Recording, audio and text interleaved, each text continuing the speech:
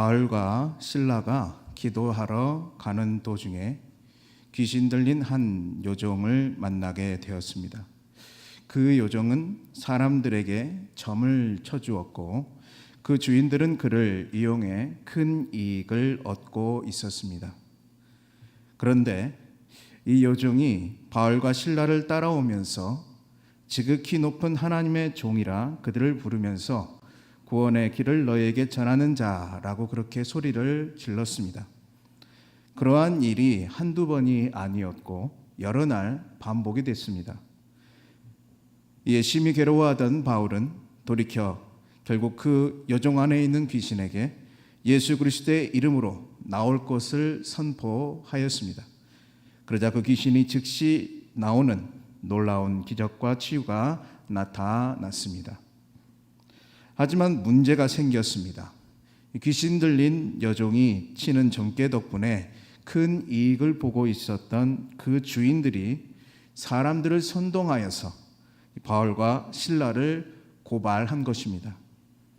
바울과 실라는 옷이 찢기게 되고 매질을 당하고 발에 착고까지 채워진 채 깊은 감옥에 갇히게 되었습니다. 당시 로마 감옥은 죄수를 세 종류로 분리해서 수감했다고 합니다. 햇볕이 들고 바깥 공기도 들어오는 창문이 있는 보통의 감옥이 있고 내부 깊숙한 곳에 있어서 2중, 3중으로 잠금 장치가 되어 있는 감옥이 있었습니다. 그런가 하면 주로 사형수들을 수감하는 지하 감옥도 있었습니다. 그래서 이 바울과 실라가 갇힌 깊은 감옥은 적어도 내부 감옥 혹은 지하 감옥에 갇혔던 것으로 보입니다. 발에 착고까지 든든히 채웠다고 성경은 묘사하고 있는데 당시 착고는 벽에 붙어 있는 쇠줄에 양쪽 발이 벌어진 상태로 하나씩 묶여 있어서 고통스러운 자세였다고 합니다. 또 그들이 갇힌 감옥에는 그들만을 지키는 간수도 따로 있었습니다. 바울과 실라가 중한 범죄자처럼 발에 착고까지 채워져서 그들을 전담하는 간수까지 있는 이 깊은 감옥에 갇혀 있다는 것은 그 상황이 쉽게 풀려날 수 없는 그러한 상황이었음을 의미합니다. 저는 도무지 희망이 보이지 않는 그 상황 속에서 우리는 놀라운 장면을 목격하게 됩니다. 오늘 본문 25절 말씀입니다. 한밤중에 바울과 실라가 기도하고 하나님을 찬송하며 죄수들이 듣더라. 바울과 실라가 처한 이 상황은 절망적입니다. 그들은 깊은 감옥 속에 수감이 되었고 움직일 수도 없이 결박되어 있습니다. 이제 그들의 생명이 채 몇 시간이 남아 있을지 아니면 며칠이 될지 기약할 수 없는 가운데 캄캄한 어둠 속에 그들은 갇혀 있었습니다. 심지어 그들은 아무런 잘못도 없이 그곳에 갇혀 있습니다. 그들이 한 일이라고는 한 고통받는 여종을 악한 귀신으로부터 자유롭게 해준 일밖에는 없었습니다. 그럼에도 세상은 자신들의 이익 때문에 그들을 정죄하였고 바울과 실라는 억울하게 감옥에 갇히게 된 것입니다. 그런데 그들은 놀랍게도 그러한 진퇴양난의 최악의 절망과 그 위기의 순간에 하나님께 기도하고 찬양하였습니다. 어떻게 그들은 이렇게 할 수 있었을까요? 이것이 바로 하나님이 있는 사람과 하나님이 없는 사람의 차이입니다. 하나님이 없는 사람은 바로 당면에 있는 현실, 자신을 당황스럽게 하고 고통스럽게 하는 그 현실이 그 사람을 이끌어 갑니다. 하지만 하나님이 있는 사람은 사도 바울이 고백한 것처럼 가장 약한 데서 온전해지고 가장 당황스럽고 고통스러운 그 상황이 오히려 자랑거리가 됩니다. 왜 그렇습니까? 바로 그때가 하나님께서 그 사람을 위하여 역사하시는 시간이기 때문입니다. 사랑하는 성도 여러분, 우리도 우리의 삶 속에서 심지어는 하나님의 일을 하고 있는 사역의 현장 속에서도 갑작스럽게 위기와 고통의 순간이 찾아올 수가 있습니다. 하지만 그럴 때가 바로 가장 나를 통해서 하나님께서 일하시기 시작하시는 그 순간이라는 것을 기억하시기 바랍니다. 내가 가장 연약할 때에, 내가 내 스스로의 힘으로는 아무것도 할 수 없을 때 주님은 일하시기 시작합니다. 연약한 나를 통해서 강하신 주님의 손길로 일하십니다. 그리고 놀라운 복음의 역사를 이루게 하십니다. 사도 바울은 고린도 교회 성도들에게 후에 이렇게 권면합니다. 고린도후서 1장 9절로 10절 말씀입니다. 우리는 우리 자신이 사형 선고를 받은 줄 알았으니 이는 우리로 자기를 의지하지 말고 오직 죽은 자를 다시 살리시는 하나님만 의지하게 하심이라. 그가 이같이 큰 사망에서 우리를 건지셨고 또 건지실 것이며 이후에도 건지시기를 그에게 바라노라. 무엇을 의지하지 말라고 권면하고 있습니까? 하나님께서 왜 그런 시련과 고통 가운데 때로 우리를 두신다는 것입니까? 자기를 의지하지 말라는 것입니다. 대신에 죽은 자를 다시 살리시는 하나님만 의지하게 하시겠다는 말씀입니다. 하나님께서는 죄로 인한 큰 사망에서 우리를 건지셨고 또 건지실 것이며 앞으로도 건져내실 줄 믿습니다. 이러한 믿음이 저 여러분에게 있기를 소망합니다. 중요한 것은 무엇입니까? 본문 25절에 바울과 실라의 찬송과 기도의 소리를 죄수들이 듣더라고 말씀합니다. 이것은 하나님을 알지 못하는 사람, 믿음이 없는 사람들이 우리가 사는 모습을 보면서 듣게 되어야 함을 뜻합니다. 우리의 모습을 통해서 하나님을 알게 되어야 하는 것입니다. 저와 여러분이 세상을 사는 방법은 하나님을 모르는 사람들, 하나님이 없는 사람들이 사는 방법과는 분명하게 달라야 합니다. 우리는 상황이 우리를 이끄는 대로 끌려가는 사람들이 아닙니다. 우리가 현재 어떤 상황에 있더라도 하나님께서 우리를 이끄시는 대로 따라가는 사람들입니다. 그 상황이 어떤 모양과 방법으로 우리에게 찾아오든지 더욱 주님만 의지하면서 내게 능력 주시는 자 안에서 견딤과 오래 참음과 감사를 배우게 되시기를 소원합니다. 이렇게 세상과 다르게 사는 우리들의 모습이 산 위에 등대처럼 보여져야 합니다. 우리 안에서 역사하시는 예수 그리스도의 능력이 빛처럼 비춰져야 할 줄 믿습니다. 그래야 세상이 어둠 가운데서 그 빛을 바라보며 주님께로 나올 수 있기 때문입니다.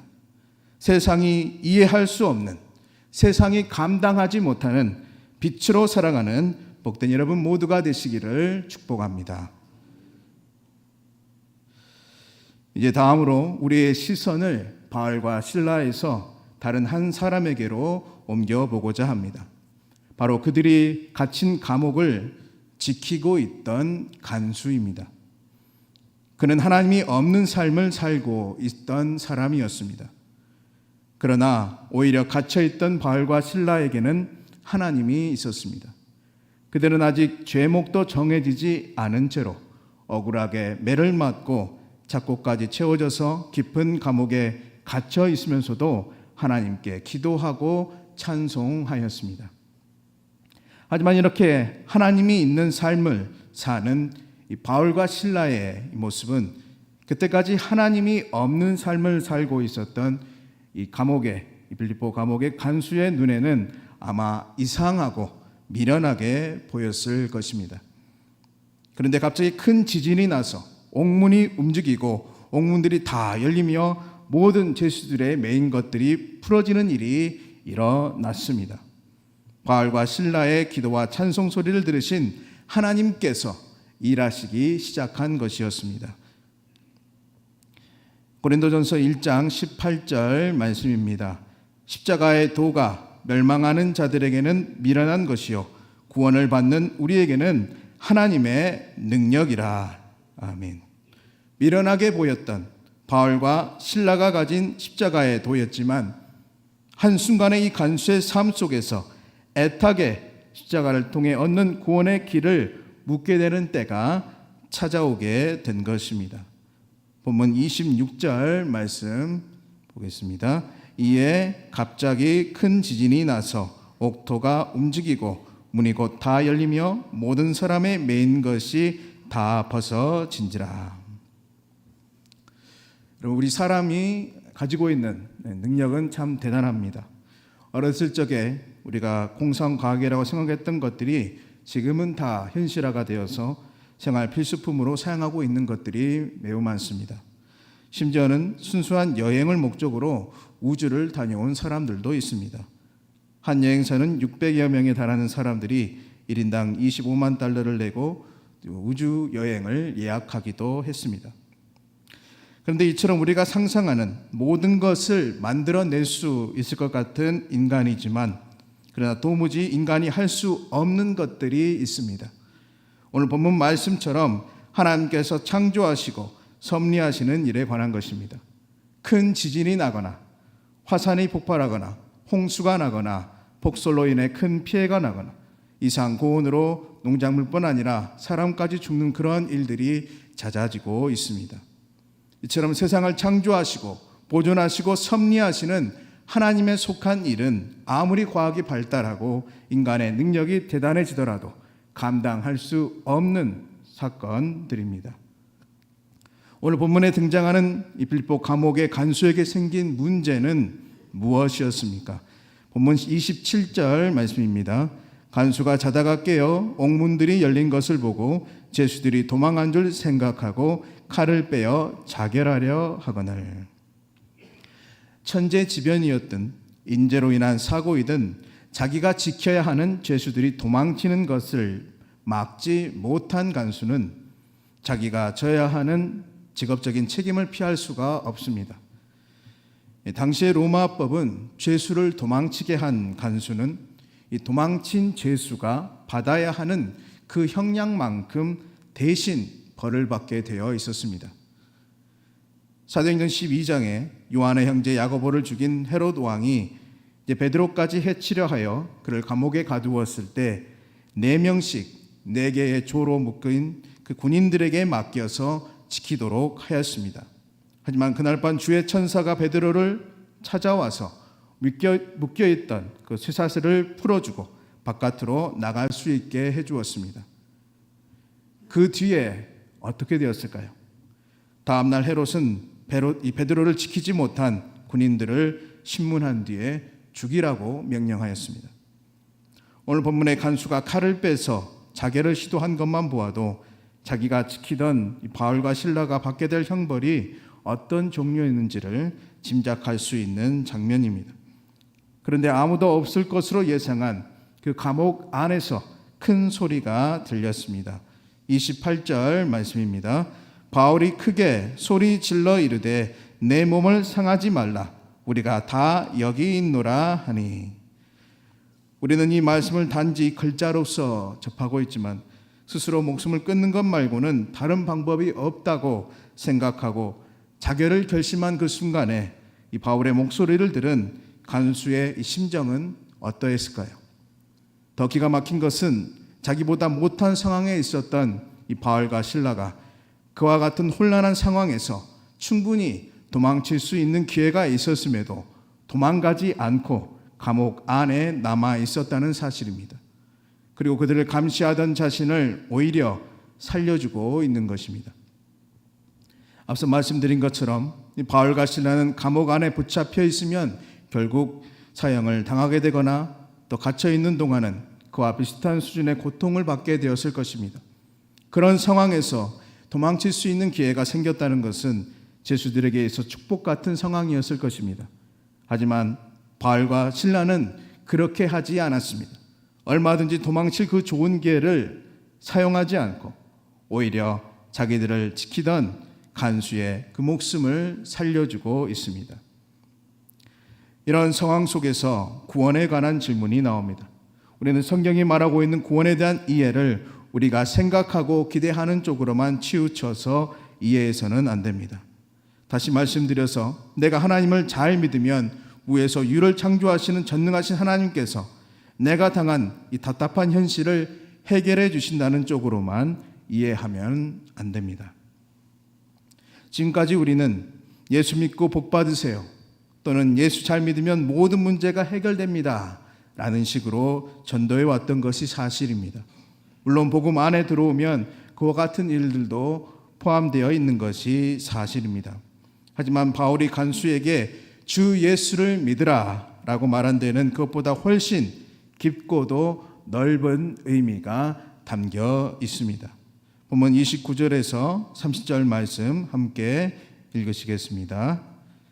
간수가 등불을 달라고 하며 뛰어들어가 무서워 떨며 바울과 실라 앞에 엎드리고 그들을 데리고 나가 이르되 선생들이여 내가 어떻게 하여야 구원을 받으리까 하거늘.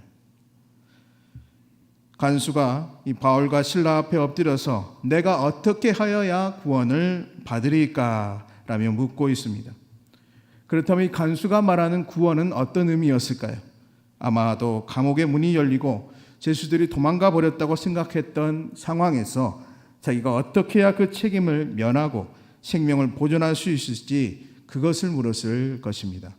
그리고 간수가 물어보는 이 같은 질문은 지금까지 하나님 없는 삶을 살았던 사람들이 할 수 있는 당연한 질문입니다. 그들에게는 현재 직면한 상황이 가장 크고 심각한 문제이기 때문입니다. 이처럼 자기가 살 수 있는 길을 묻는 간수에게 바울은 이렇게 대답해 주었습니다. 31절 말씀 함께 읽으시겠습니다. 이르되 주 예수를 믿으라. 그리하면 너와 내 집이 구원을 받으리라 하고. 바울의 이 대답은 간수가 고민하는 문제를 해결해 줄 수 있는 답이 될 수 있을까요? 사실 고민의 종류와 내용이 달라서 그렇지 우리도 세상을 살면서 많은 문제들을 안고 살아갑니다. 만약 여러분의 지인이 찾아와서 심각한 얼굴을 하고 자신이 겪고 있는 어려움을 토로할 때에 그 사람에게 주 예수를 믿으라 라고 말한다면 그 사람은 그 대답을 어떻게 생각할까요? 아마도 당신 문제는 신에게 물어보고 나를 부담스럽게 하지 말라라는 말로 들릴지도 모릅니다. 그런데 이 주 예수를 믿으라 라는 말 속에는 우리가 알지 못하는 깊은 뜻이 있습니다. 그것은 네가 알고 있는 것이 전부가 아니다 라는 것입니다. 죄수들을 지키던 간수가 자다가 지진 때문에 깨어나 보니 갇혀있던 감옥의 문이 모두 열려 있었습니다. 그 상황에서 간수가 알고 있는 지식은 무엇입니까? 이제 나는 끝났다입니다.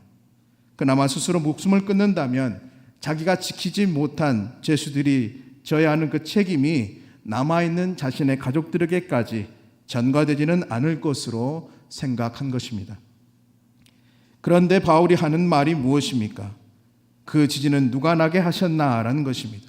그래서 바울이 주 예수를 믿으라라고 하는 것은 이제 당신은 죽을 일만 남았으니 예수라도 믿고 천국 가라라는 그런 말이 아닙니다.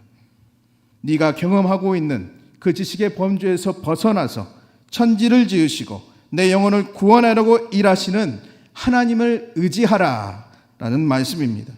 그것이 곧 주 예수를 믿으라입니다. 오늘날 우리는 주 예수를 믿는 것이 어떤 의미인지 분명히 알아야 합니다. 믿는다라는 말 속에는 안다라는 뜻과 또 사용한다라는 뜻이 함께 들어가 있습니다. 더러운 귀신들도 예수님을 보면 엎드려서 당신은 하나님의 아들이시라고 하며 두려워했습니다. 오늘 본문 전에 보았던 이 점을 치던 여종 안에 있던 귀신도 바울과 실라를 하나님의 종들이라며 알아보았습니다. 그런데 더러운 귀신들이 예수님이 하나님의 아들이신 것도 알고 또 그분의 사도들이 어떠한 사역을 하는지도 아는데 왜 귀신들은 믿음이 있다고 하지 않을까요? 그것은 안다고 하는 귀신들의 믿음이 사용할 수 없는 믿음이었기 때문입니다. 어떤 면에서 사용할 수 없는 믿음입니까? 하나님께서 그들의 주인이 되시고 삶의 법칙이 되어서 살지 않기 때문에 사용할 수 없는 믿음입니다. 오늘날 기독교의 신앙이 힘을 잃어버린 가장 큰 이유가 바로 이것입니다.